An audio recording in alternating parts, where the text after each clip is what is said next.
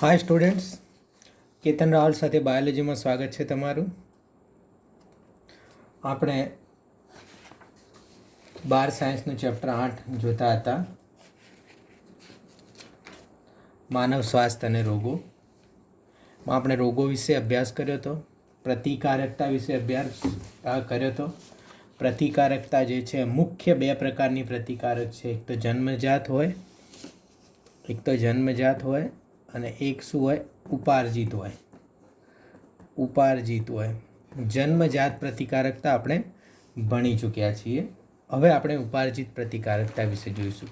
જન્મજાત પ્રતિકારકતા જો તમને ખ્યાલ હોય તો શારીરિક અંતરાય છે, દેહધાર્મિક અંતરાય છે,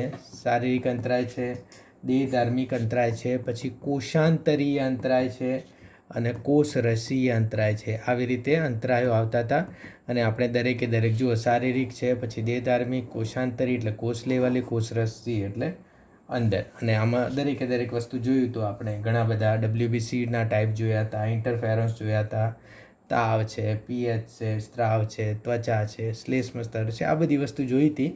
એટલે જો તમને હમણાં આ લેક્ચર પહેલો જ જોતા હોય તો આગળનો લેક્ચર જોઈ લેજો. હવે આપણે આજે વાત કરશું ઉપાર્જિત પ્રતિકારકતા. આ મુખ્ય પ્રતિકારકતા હું સમજું છું, કારણ કે જન્મજાત પ્રતિકારકતા આપણી પાસે આવે. આપણે નથી કહેતા કે તારી ઇમ્યુનિટી ઓછી છે, કે તારે તો ઇમ્યુનિટી ઓછી છે, મતલબ રોગ પ્રતિકારક શક્તિ એટલી નથી, તું વારે વારે બીમાર પડી જાય છે, નથી બરાબર ઇમ્યુનિટી તારી. તો તમને શું લાગે છે કે એની જન્મજાત પ્રતિકારકતામાં પ્રોબ્લેમ હોય ત્યારે આપણે આવું કહેતા હોય, કે ઉપાર્જિતમાં પ્રોબ્લેમ હોય ત્યારે આવું કહેતા હોય? જો જન્મજાત બધા માટે સેમ છે, પણ ઉપાર્જિત એટલે શું, કે તમે જેવા વાતાવરણમાં રહેતા હોય, જેવા વાતાવરણમાં તમે ઉછરેલા હોય, તો એવા વાતાવરણને એડેપ્ટ કરવા માટે અથવા તો એવા વાતાવરણને અનુકૂળ થવા માટે બોડી, તમારી શરીર જે છે આપણું, એ અમુક ટાઈપની પ્રતિકારકતાઓ વિકસાવે. એને શું કહેવામાં આવે છે? ઉપાર્જિત પ્રતિકારકતા. એટલે ધારો કે હું હવે આખો દિવસ એસીમાં રહું, એકદમ ક્લીન એન્ડ નીટ એટમોસ્ફિયરમાં રહું, હું વારે વારે સેનિટાઈઝ કરું મારા હેન્ડને, અથવા તો વારે વારે હાથ ધોવાનું હોય, આ છે તે છે, તો મારી બોડી જે છે એ ક્યારેય કોઈ ચેપી રોગ માટે અથવા તો ક્યારેય કોઈ બેક્ટેરિયા સાથે સંપર્કમાં આવે નહીં. બોડી બેક્ટેરિયા સાથે સંપર્કમાં આવે નહીં એટલે ક્યારેય બોડીના કોષો જે એ બેક્ટેરિયાથી લડવું કઈ રીતે એ જાણતા હોય નહીં. અને જાણતા હોય નહીં એટલે એ શું કે ઉપાર્જિત પ્રતિકારકતા ઉદ્ભવ કરી શકે નહીં. એટલે કોઈક જ વાર કદાચ હું બહાર જાઉં અને મને કોઈ ફિલ્ટર વગરનું પાણી આપી દે એટલે મને ઝાડા થઈ જાય, તાવ આવી જાય, અથવા તો કંઈનો કંઈ પ્રોબ્લેમ થઈ જાય, કારણ કે એમાં કોઈ પણ જાતના બેક્ટેરિયા આવે એટલે મને રોગ કરી જ નાખે. ઉપાર્જિત નથી મારી પ્રતિકારકતા. એટલે આના વિશે આપણે થોડો આજે અભ્યાસ કરીશું કે આ પ્રતિકારકતા ઉપાર્જિત એટલે શું કરે છે, શું બરાબર એનો આપણે. એટલે જુઓ, ઉપાર્જિત પ્રતિકારકતા જે છે એ આપણો શરીર જ્યારે કોઈ રોગના જીવાણુના કે એવા કોઈ સંપર્કમાં આવે ત્યારે થાય છે. જુઓ, ઉપાર્જિત પ્રતિકારકતા, બરાબર, નોટ્સમાંથી એક સેન્ટેન્સ ધ્યાનથી જોજો. જન્મ પછી સજીવ વડે ઉપાર્જિત કરવામાં આવતી આ રોગ પ્રતિકારકતાને શું કહેવામાં આવે છે? ઉપાર્જિત રોગ પ્રતિકારકતા કહે છે. આ પ્રકારની રોગ પ્રતિકારકતા ચોક્કસ તથા એન્ટીબોડી ધરાવતી હોય છે, જે એન્ટીજન એટલે રોગના જીવાણુની અસરને નાબૂદ કરે છે. બરાબર. હવે એન્ટીજન શું, એન્ટીબોડી શું, કઈ રીતે બનાવે, આ ચેપ્ટરમાં અહીંયા જોઈશું. 11માં મેં તમને ઘણીવાર કીધું છે કે આ તો બધું 12માં આવશે એટલે આપણે જોઈશું. અત્યારે આપણે જોઈશું કે કઈ રીતનું એન્ટીજન એટલે શું, એન્ટીબોડી એટલે શું હોય. હવે જુઓ, ઉપાર્જિત પ્રતિકારકતાના લક્ષણો શું હોય? ઉપાર્જિત પ્રતિકારકના લક્ષણો અથવા તો એને અલગ કઈ રીતના પાડી શકાય જન્મજાત પ્રતિકારકતાથી? વિશિષ્ટતા. ઉપાર્જિત રોગ પ્રતિકારકતા વિશિષ્ટ સૂક્ષ્મજીવો માટે વિશિષ્ટ હોય છે. હવે ધારો કે આપણે પેલું કહીએ કે ભાઈ દેહધાર્મિક છે પ્રતિકારકતા, અથવા તો ભૌતિક છે કે જે પણ. હવે ધારો કે ચામડી છે, સ્કિન, તો સ્કિનને એક પ્રતિકારકતા ગણે તો કોઈ માટે વિશિષ્ટ ના હોય, દરેક માટે સ્કિનનું તો એક જ લેયર છે, બરાબર. તો આ વિશિષ્ટ સૂક્ષ્મજીવો માટે વિશિષ્ટ હોય છે. એટલે મતલબ અમુક બેક્ટેરિયા માટે જ એ લોકો એને મારી શકે, બીજા બેક્ટેરિયા આવે પાછી એમને ફરીથી ઉપાર્જિત કરવી પડે એના માટે. વિવિધતા. આ તંત્ર ઘણા પ્રકારના સૂક્ષ્મજીવોને પારખે છે. હવે પછી જેટલા મેં તમને કહું જેટલા મેક્ઝિમમ બોડીની અંદર સૂક્ષ્મજીવો જાય એટલા સૂક્ષ્મજીવોને આપણી બોડી શું કરે? પારખવા માંડે. એટલા સૂક્ષ્મજીવોને આપણી બોડી ઓળખવા માંડે એટલે એટલા સૂક્ષ્મજીવો વિરુદ્ધ આપણે ઇમ્યુનિટી થઈ જાય.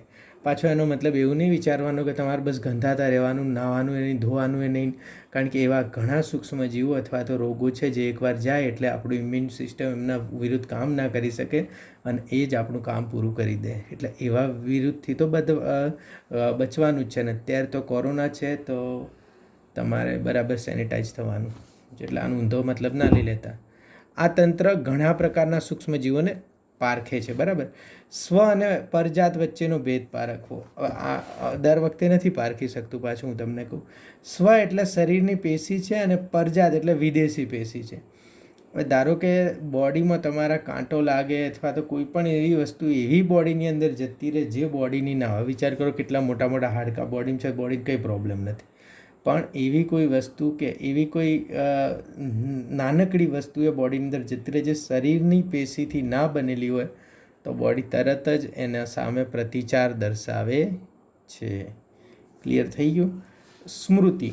જ્યારે કોઈ રોગકારક શરીરમાં પ્રથમ વખત દાખલ થાય છે ત્યારે શરીર તેને પારખવામાં અને પ્રતિચાર દર્શાવવામાં લાંબો સમય લે છે. આને પ્રાથમિક રોગ પ્રતિચાર કહેવાય. તમને ખ્યાલ છે ઓરીનો રોગ તમને એકવાર થાય, આપણે કહીએ ને કે માતાજી આવ્યા છે તો માતાજી એકવાર આવે, બીજી વાર ઓરીનો રોગ ના થાય. કેમ એમ?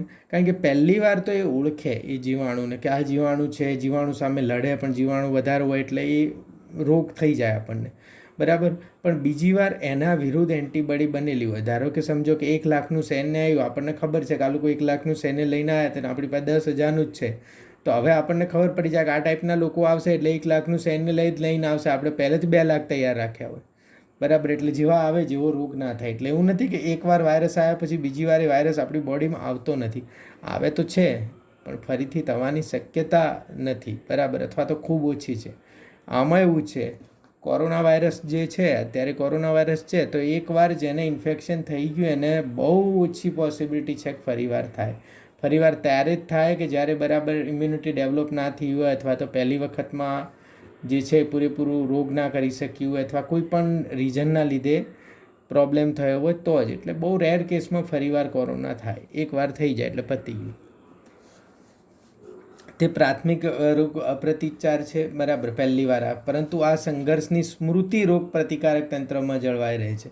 આ જે સંઘર્ષ હોય ને આની સ્મૃતિ જે છે એ જળવાઈ રહેશે. રોગ પ્રતિકારક ખબર પડશે. અને જ્યારે આ રોગકારક બીજી વખત શરીરનું રોગ પ્રતિકારક તંત્ર આ રોગકારક ઝડપથી પારખી લે છે અને ખૂબ જ તીવ્રતાથી તેનો પ્રતિચાર દર્શાવે છે. મેં ઓરીનું ઉદાહરણ આપ્યું છે. બરાબર.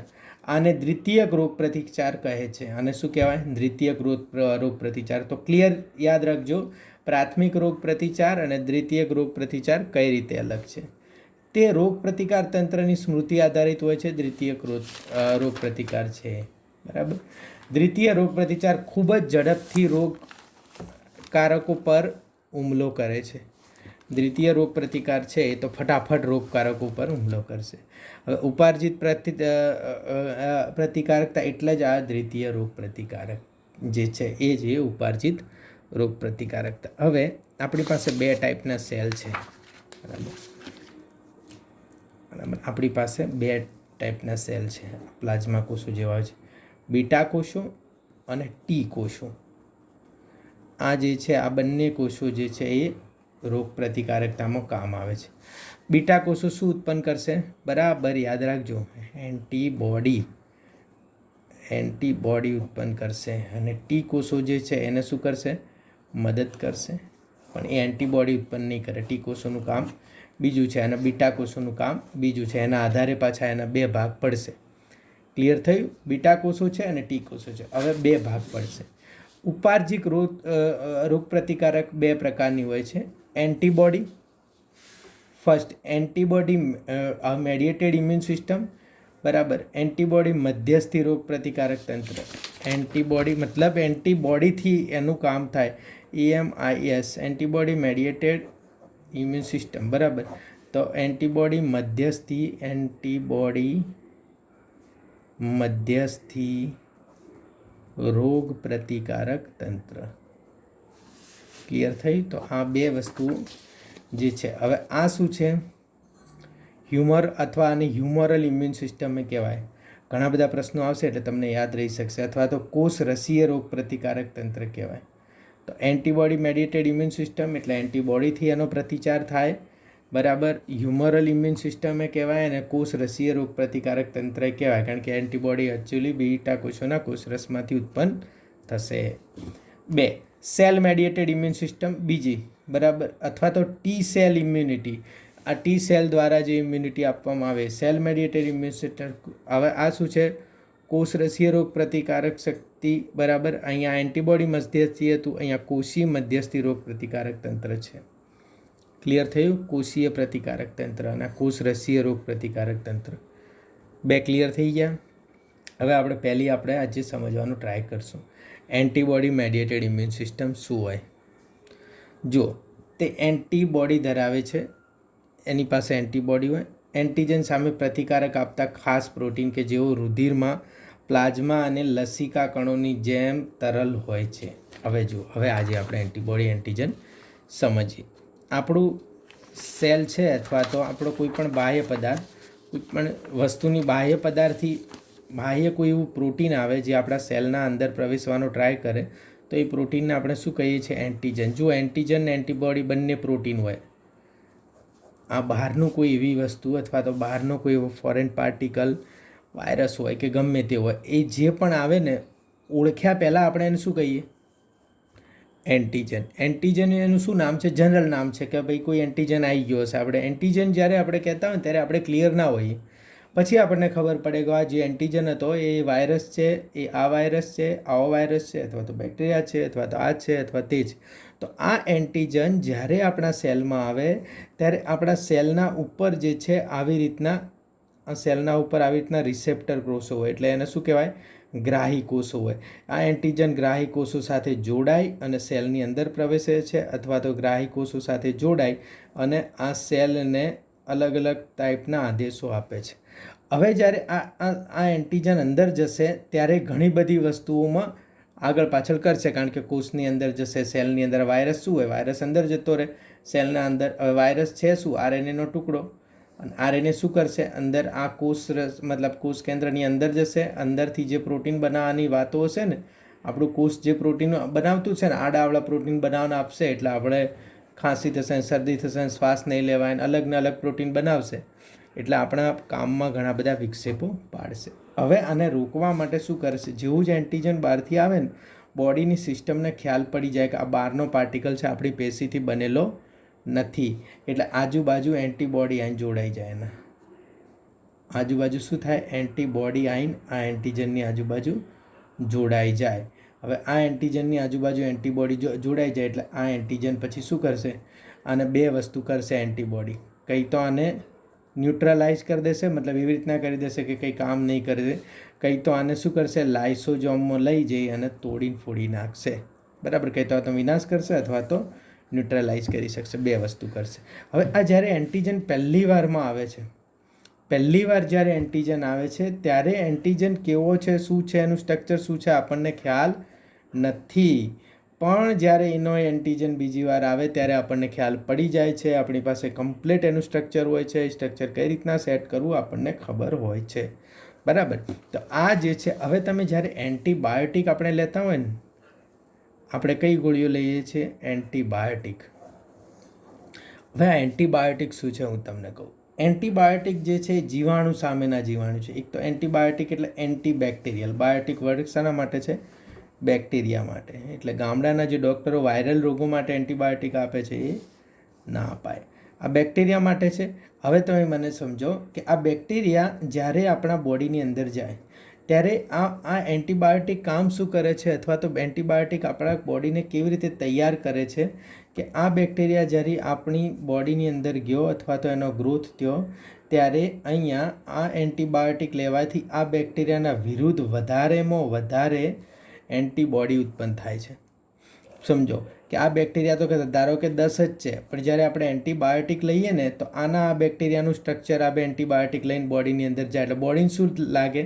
આ 10ની જગ્યાએ બોડીને શું લાગે કે ઓહો આ તો 1000 લોકોએ હુમલો કર્યો છે, એટલે બોડી ફટાફટ વસ્તુ, આ તો બિચારા હજી 10 ઊંચાઈ ના થયા હોય, એમને ખબર ના હોય, બોડી ફટાફટ વસ્તુ બનાવવાના લોકોને મારી નાખે છે, બરાબર. એટલે એન્ટીબાયોટિકનો એક ડોઝ ઘણી બધી વસ્તુ, હવે સમજો કે એન્ટીબાયોટિકનો તમને ડૉક્ટરે કીધું કે 10 ટેબ્લેટ લેવાની છે તમારે, અને તમે 2-3 ટેબ્લેટ લો છો અને ઓકે થઈ જાય છે તમને કે ભાઈ હવે તો કંઈ 7 લેવાની જરૂર નથી. પણ થશે શું? સમજો કે આ 10 લોકો છે, એની સામે તમે એન્ટીબાયોટિક લીધું અને એમાંથી 8 લોકોને તમે મારી નાખ્યા અને 2 લોકો જીવતા રહી ગયા, મતલબ 2 બેક્ટેરિયા જે છે એ જીવતા રહી ગયા. હવે એ 2 બેક્ટેરિયાને ખ્યાલ પડી ગયો કે આ એન્ટીબાયોટિક જે તમે લો છો એનું સ્ટ્રક્ચર શું છે, સમજણ પડી. ધારો કે આ જે ગોળીઓ છે એન્ટીબાયોટિક, મતલબ આ જે બેક્ટેરિયા છે એનું વિરુદ્ધ માટે અને એને પકડવા માટે જે આપણી પાસે એન્ટીબોડીનું સ્ટ્રક્ચર છે, એવું એન્ટીબોડીનું સ્ટ્રક્ચર ધારો કે આપણી એન્ટીબાયોટિક બનાવતી હોય, પણ જો 2 રહી ગયા તો એ 2 શું કરશે? યાદ રાખશે કે આ કયા ટાઈપનું, એ લોકોને સ્મૃતિ હોય કે કયા ટાઈપનું સ્ટ્રક્ચર જે છે આપણને મારી નાખે છે, ને પછી 2ની જે સંતતિઓ થશે ને, ધારો કે 2માંથી 200 બન્યા, તો એ 200 પછી આ એન્ટીબાયોટિકથી મરશે નહીં. યાદ રાખો, શું થશે? આ મરશે નહીં આ એન્ટીબાયોટિકથી. પછી તમે એન્ટીબાયોટિક લેશો, રોગ મટશે નહીં. પછી તમે કહેશો ડૉક્ટર બરાબર નથી, કારણ કે આ વખતે તો મટાડ્યું નહીં. તો આ વસ્તુથી થશે શું? આવા વસ્તુથી આખા માનવતાનો પ્રોબ્લેમ છે. ધારો કે આપણે 1 કરોડ કે 2 કરોડ કે 100 કરોડનો ખર્ચો કરી અને એક દવા શોધી, બરાબર, નિયોમાઇસિન સમજો, અને આ નિયોમાઇસિન તમે ગોળી લીધી અને તમે બરાબર લીધી ના, તો આ 200ની સ્ટ્રેન્થ તમારી અંદર આવી ગઈ ને એવી સ્ટ્રેન્થ પેદા થઈ ગઈ જે આ નિયોમાઇસિનથી શું છે? ટોલરન્ટ છે. મતલબ આ નિયોમાઇસિન એમના ઉપર કામ કરતી નથી. હવે આ 200 ઇન્ફેક્શન લગાવ્યું કોઈક બીજાને, જેને બિચારે જીવનમાં આખી જિંદગી કમ્પ્લીટ એન્ટીબાયોટિકનો ડોઝ લીધો છે, પણ એને આ નિયોમાઇસિન અફેક્ટ નહીં કરે. કેમ? કારણ કે આ 200 ઇન્ફેક્શન એને લાગ્યું. પાછો આ માણસ 200 ઇન્ફેક્શન બીજાને લગાડશે, નિયોમાઇસિન ત્યાંય કામ નહીં કરે. તો આવી રીતના લોકો બધા ઇન્ફેક્શન થઈ જશે, તો આ તો બધી ગોળી શોધેલી આપણી તો નકામી જઈને. સમજણ પડી તમને? તો એના કારણે એવું એ લોકો કહે છે કે ભાઈ એન્ટીબાયોટિકનો ડોઝ પૂરો લો. હજી એન્ટીબાયોટિક આવશે આપણે એટલે વધારે જ વ્યવસ્થિત ભણીશું, બેક્ટેરિયામાં આવશે. આ તો એક જનરલ વસ્તુ હતી કે ધારો કે ચેપ લાગે ને તમે એન્ટીબાયોટિક લો, ત્યારે એન્ટીબાયોટિક શું કરે છે? તમારે અંદરની એન્ટીબોડીઝ જગાડે છે, બેક્ટેરિયાને મારવા માટે કમ્પ્લીટ કામ કરે છે, બેક્ટેરિયા જેવું સ્ટ્રક્ચર લઈને જાય છે. પણ બેક્ટેરિયા જે છે, અમુક બેક્ટેરિયા વિરુદ્ધ એ કામ કરે છે, પણ બેક્ટેરિયાને જો એ ખબર પડી જાય તો બેક્ટેરિયા એમની પેઢી બદલી નાખે છે, પછી અલગ સ્ટ્રક્ચર લઈને આવે છે. આપણી એન્ટીબોડી એમને પહોંચી વળતી નથી અને પ્રોબ્લેમ થાય છે. તો એન્ટીબાયોટિક અલગ કામ કરે છે અને વેક્સિન અલગ કામ કરે છે. વેક્સિન પાછળ આવશે એટલે હું તમને સમજાવું છું. અત્યારે આપણે રોગ પ્રતિકારક તંત્રમાં આગળ વધી. હવે એન્ટીબોડી અને એન્ટીજન સામે પ્રતિકારકતા ધરાવતા ખાસ પ્રોટીન કે જેઓ રુધિરમાં, પ્લાઝમા અને લસિકા કણોની જેમ શું હોય છે? તરલ હોય છે. લસિકા કણ વડે બીટા સેલ ઉત્પન્ન થાય છે. જે લસિકા કણ વડે શું ઉત્પન્ન થાય છે? બીટા સેલ ઉત્પન્ન થાય છે, જે એન્ટીબોડી બનાવે છે. અસ્થિ કેટલાક કોષો બીટા લસિકા કણ બનાવે છે અને તે ત્યાં જ પરિપક્વ બને છે. બીટા લસિકા કણો એન્ટીબોડી બનાવતા હોવાથી આ રોગો પ્રતિકારકતાને એએમઆઈએસ, એન્ટીબોડી મેડિએટેડ ઇમ્યુન સિસ્ટમ કહે છે. લસિકા કણ અસ્થિમજ્જાના કેટલાક કોષો બીટા લસિકા કણ બનાવે છે અને તે ત્યાં જ પરિપક્વ, એટલે અસ્થિમજ્જામાં બને છે અને અસ્થિમજ્જામાં જ પરિપક્વ કામે છે. આવી વસ્તુઓ પૂછાતી હોય એટલે ધ્યાન રાખવું. પ્લાઝમા કોષો અને સ્મૃતિ કોષોની રચના જુઓ. હવે આ બીટા કોષો 2 ટાઈપના કોષો રચના કરે. એક તો પ્લાઝમા કોષો જે તાત્કાલિક લડે, અને બીજા સ્મૃતિ કોષો જે યાદ રાખે કે આ ટાઈપની લડાઈ થઈ હતી. તો પ્લાઝમા કોષો જે છે, જ્યારે સમજણ પડી કે નહીં? એક પ્લાઝમા કોષ જે લડે, ધારો કે રોગ થયો છે એટલે શું? પ્લાઝમા કોષો અને સ્મૃતિ કોષો 2 વસ્તુ થશે. તો આ શું થશે? પ્લાઝમા કોષો શું કરશે? એ લડશે, અને સ્મૃતિ કોષો શું કરશે? એ યાદ રાખશે. જ્યારે બીટા કોષની સપાટી પર એન્ટીજનનું જોડાણ થાય છે ત્યારે બીટા કોષો સક્રિય થઈ વિભાજન પામે છે. બીટા કોષની સપાટી પર એન્ટીજનનું જોડાણ થાય છે, ખબર પડી? આ બીટા કોષ આની સપાટી પર એન્ટીજન, બહારથી આવેલો એન્ટીજન અહીંયા જોડાણ થશે ત્યારે શું થશે? બીટા કોષો સક્રિય થઈ વિભાજન પામે છે અને એના જેવા ક્લોન જ બાળકોષો બનાવે છે, એવા બીટા કોષ જેવા બનાવે છે. આ બાળકોષો પ્લાઝ્મા કોષો અને સ્મૃતિ કોષોમાં વિભાજિત થાય છે. આ ઘટનાને ક્લોનલ સિલેક્શન કહે છે. પ્લાઝ્મા કોષો એટલે ઇફેક્ટર બીટા સેલ અને આ પ્રાઇમ્ડ સેલ. કેટલાક બીટા કોષો વૃદ્ધિ પામી વિભાજન અને વિભાજિત પામી પ્લાઝ્મા કોષોમાં રૂપાંતર પામે છે. પ્લાઝ્મા કોષો થોડાક દિવસ સુધી જીવિત રહે છે, પરંતુ એ દિવસો દરમિયાન તે મબલક પ્રમાણમાં એન્ટીબોડીનો સ્ત્રાવ કરે છે. ખબર પડી તમને? પ્લાઝ્મા કોષો જે છે એ થોડાક સમય સુધી જીવિત રહે, એટલે તમને ખ્યાલ પડી ગયો હશે કે ખાલી રોગ ચાલુ હોય ને ત્યાર સુધી પ્લાઝ્મા કોષો જીવિત રહે છે. એટલા સમય દરમિયાન શું કરે? ઘણી બધી એન્ટીબોડીનો સ્ત્રાવ કરે છે. સ્મૃતિ કોષો પ્રાઇમ્ડ સેલ. કેટલાક સક્રિય બીટા કોષો પ્લાઝ્મા કોષોમાં વિભેદન પામતા નથી, પરંતુ સ્મૃતિ કોષો તરીકે રહે છે. આ શું છે? આ સ્મૃતિ કોષો તરીકે રહે છે. તે લાંબો જીવનકાળ ધરાવે છે. તેઓ એન્ટીજનનો ફરીથી હુમલો નહીં થાય ત્યાર સુધી નિષ્ક્રિય અવસ્થામાં રહે છે. ફરીથી એન્ટીજન હુમલો ના કરે ત્યાર સુધી શું રહે છે? નિષ્ક્રિય અવસ્થામાં. એટલે યાદ રાખે ખાલી કે આ પ્રમાણે પ્લાઝ્મા કોષો એન્ટીબોડીનું નિર્માણ કરે છે અને આ સ્મૃતિ કોષો જે છે એ શું કરશે? એ યાદ રાખે, ફરીથી આવશે ત્યારે એ એક્ટિવેટ થશે. એન્ટીબોડી રોગકારકના પ્રતિચાર સમયે બીટા કોષો આપણા રુધિરમાં પ્રોટીનનું સૈન્ય સર્જે છે. જેથી આ પ્રોટીનનું સૈન્ય એટલે શું છે? એન્ટીબોડી. આ બુકમાં આ વાક્ય લખેલું છે. જેથી તે રોગકારકો સામે લડી શકે છે. આ પ્રોટીન સૈન્યને પ્રતિદ્રવ્ય અથવા તો એન્ટીબોડી કહેવાય છે. ક્લિયર થયું? હવે એન્ટીબોડીનું સ્ટ્રક્ચર આપેલું છે આપણને બુકમાં. જે છે એ શું આપેલું છે? એન્ટીબોડીનું સ્ટ્રક્ચર આપેલું છે. સ્ટ્રક્ચર આપણે બરાબર જોવાનું છે. સ્ટ્રક્ચરમાંથી આપણને પ્રશ્નો પૂછાશે. આ એન્ટીબોડીનું સ્ટ્રક્ચર છે. આ ટાઈપની એન્ટીબોડી છે. પહેલાં તમે ખાલી સ્ટ્રક્ચર જુઓ, કોઈ જગ્યા ઉપર ધ્યાન ના આપો કે કઈ જગ્યા શું.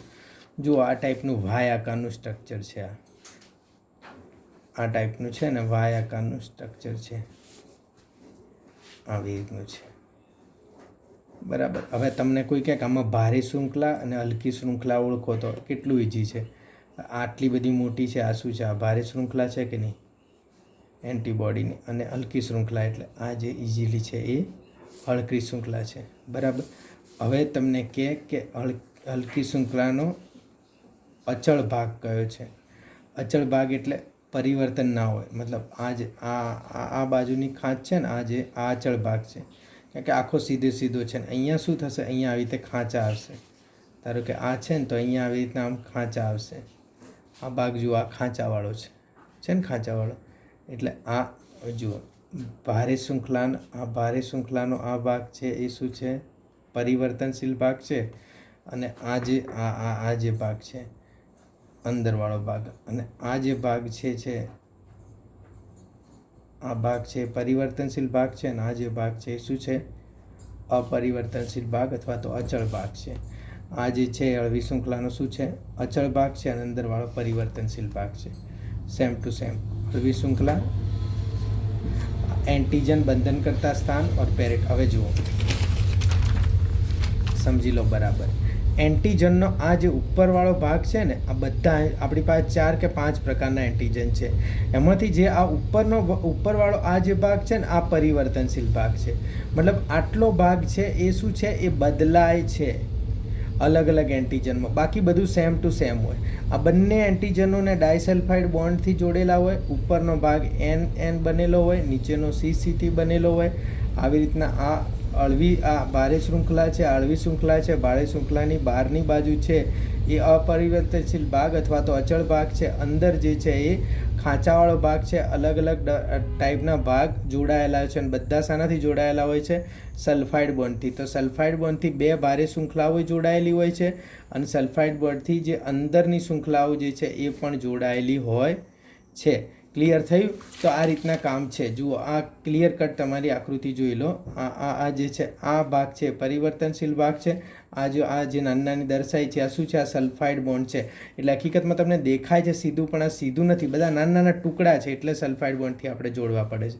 જુઓ, હળવી અને ભારે શૃંખલાએ સલ્ફાઇડ બોન્ડથી જોડાયેલી છે અને 2 ભારે શૃંખલાએ સલ્ફાઇડ બોન્ડથી જોડાયેલી છે. જોઈ લો એન્ટીજન બાઇન્ડિંગ સાઇટ NH3 મતલબ અહીંયા એન્ટીજન બાઇન્ડ થશે, એટલે જેવો એન્ટીજન હશે ને એવું આ પ્રકારનું અહીંયા જે ખાનું છે અહીંયા ખાંચા એવા થઈ જશે. ધારો કે એન્ટીજન જે છે એ આ પ્રકારનો આવ્યો, આ પ્રકારનો એન્ટીજન આવ્યો, તો આની ખાંચ કેવી હશે? આવી થઈ જશે. તો આ એટલે શું થશે? એન્ટીજન અહીંયા પરફેક્ટ જોઈન્ટ થઈ જશે. તો આ વસ્તુ શું થશે? જો એન્ટીજન હશે એવું થશે. તો આળવી શૃંખલા, ભારે શૃંખલા, મિજાગૃહ, ડાયસલ્ફાઇડ બોન્ડ, બરાબર. એન્ટીબોડી શાના બનેલા હોય છે? ગ્લાયકોપ્રોટીનના. H2L2 બે હળવી શૃંખલા અને બે ભારે શૃંખલા. C=O વાળો છે. એન્ટીજન બંધન કરતા સ્થાન અને પેરીટોપ કહેવાય. શું કહેવાય? પેરાટોપ કહેવાય. આ ક્વેશ્ચન આવે છે. અને જે એન્ટીબોડીનો ભાગ હોય એને એપિટોપ કહેવાય. બરાબર. હળવી શૃંખલા મિજાગૃહ, અહીંયા ડાયસલ્ફાઇડ. ભારે શૃંખલાનો એન્ટીજન બાઇન્ડિંગ સાઇટ, હળવી શૃંખલાનો પરિવર્તનશીલ ભાગ, હળવી શૃંખલાનો અચળ ભાગ. બરાબર, ક્લિયર થઈ ગયો. ભારી શૃંખલાનો પરિવર્તનશીલ ભાગ, ભારી શૃંખલાનો અચળ ભાગ, બારવાળો. હવે જુઓ આ રીતના એન્ટીજન જોડાય. એન્ટીજન નિર્ધારક કે એપિટોપ, બંધન કરતા સ્થાન અથવા તો પેરીટોપ. જો આ એપિટોપ છે અને આ પેરીટોપ છે. ક્લિયર થયું? હળવી શૃંખલા. હવે એન્ટીબોડીના મુખ્ય 5 પ્રકારો છે. IgA. હવે જો IgA નો આ A છે ને, બસ આ A ભારે શૃંખલા. IgAમાં જે A છે તો એ શું છે? એ ભારે શૃંખલા.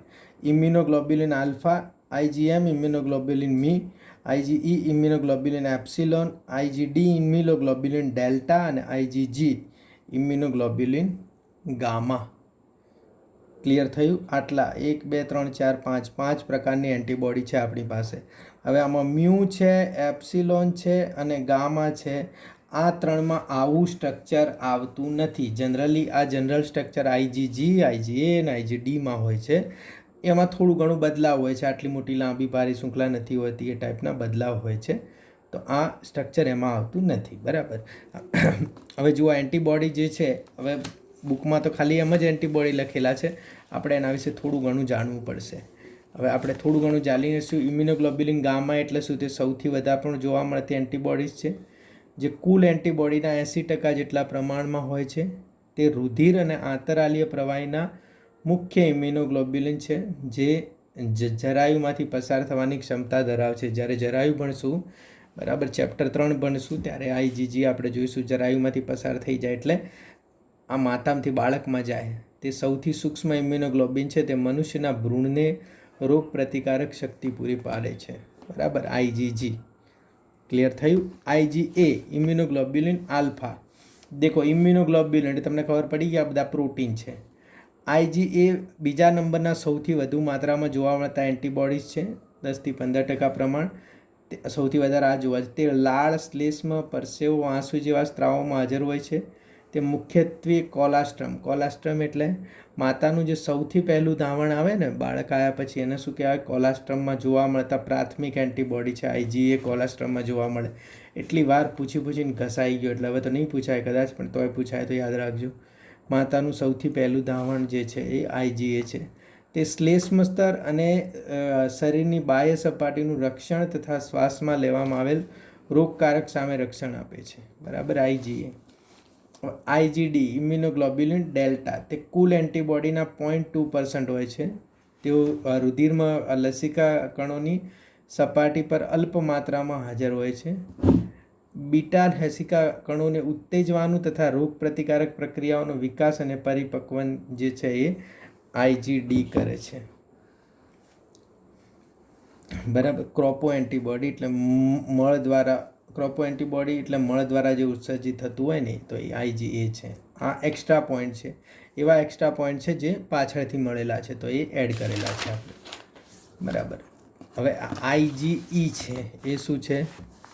તેઓ કુલ એન્ટીબોડીના 0.1%થી ઓછા માત્રામાં હાજર હોય છે. બરાબર. તે માસ્ટ કોષો અને અલ્કલ રાગી કણો સાથે વિશિષ્ટ જોડાણ ધરાવે છે. માસ્ટ કોષોને ઉત્તેજે છે અને હિસ્ટામાઇનના સ્ત્રાવને ઉત્તેજે છે. એલર્જીક પ્રક્રિયાઓ સાથે સંકળાયેલા અને પરોપજીવી રક્ષણ કરે છે. જ્યારે એલર્જી તમારામાં વધી જાય એટલે IgE એપ્સિલોન જે છે એ વધારે થાય. આ પૂછાણો છે કે તમારામાં એલર્જી વધી જાય તો કઈ એન્ટીબોડી વધે? તો એ IgE. IgM શું છે? તે કુલ એન્ટીબોડીના 5 થી 10% ભાગમાં આવેલો હોય છે. તે સૌથી જૂની અને એન્ટીજન સામે ઉત્પન્ન થયેલ સૌપ્રથમ એન્ટીબોડી છે. સૌથી મોટું કદ ધરાવે છે, આઈજીજી કરતાં 5 ગણું, આઈજીએમ કરતે 5 આઈજીએમ જેટલું 5 આઈજીજી કદ, બરાબર. રક્ષણના સમયે ઉત્પન્ન થતી સૌ પ્રથમ એન્ટીબોડી આઈજીએમ છે. જો આ દરેક એન્ટીબોડીના એવા પોઈન્ટ્સ મેં તમને આપી દીધા છે જે તમારે યાદ રાખવાના થાય છે. સમજ્યું? તો આ શું હતી? હ્યુમરલ એન્ટીબોડી હતી, જે બીટા કોષો દ્વારા થાય. બીટા કોષો એન્ટીબોડી ઉત્પન્ન કરે, પ્લાઝ્મા કરે, સ્મૃતિ કોષો કરે. પ્લાઝ્મા કોષો તરત જ લક્ષણ મતલબ આપણને આપે. સ્મૃતિ કોષો દરેક વસ્તુ યાદ રાખે. આપણે એનું સ્ટ્રક્ચર જોઈ ગયા, બરાબર. બુક એકવાર આપણે જોઈ લઈએ, બુકમાં શું આપેલું છે એના વિશે, તો તમને ખ્યાલ આવી જાય કે હા બુકમાં બરાબર આપેલું છે કે નથી આપેલું.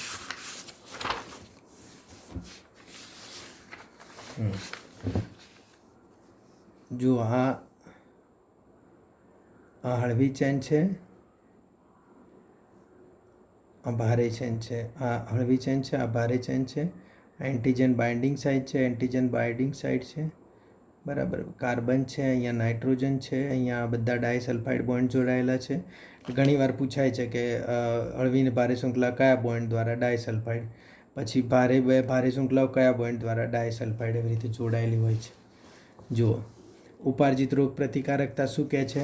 વિશિષ્ટ સ્મૃતિ આધારિત છે. આનો અર્થ એ થાય કે આપણું શરીર પહેલીવાર કોઈ રોગકારકના સંપર્કમાં આવે છે ત્યારે તે પહેલો પ્રતિચાર આપે છે, જેને નિમ્ન તીવ્રતાનો પ્રાથમિક પ્રતિચાર કહે છે. ત્યારબાદ તે જ રોગકારકનો સામનો થાય ત્યારે ઉચ્ચ તીવ્રતાનો કે દ્વિતીય સ્મૃતિ આધારિત અનિયમિત પ્રતિચાર, સેકન્ડરી એન્ડ અનએમ્નેસ્ટિક રિસ્પોન્સ આપે છે. આનો અર્થ થાય કે આપણા શરીરને પ્રથમ હુમલાની સ્મૃતિ છે.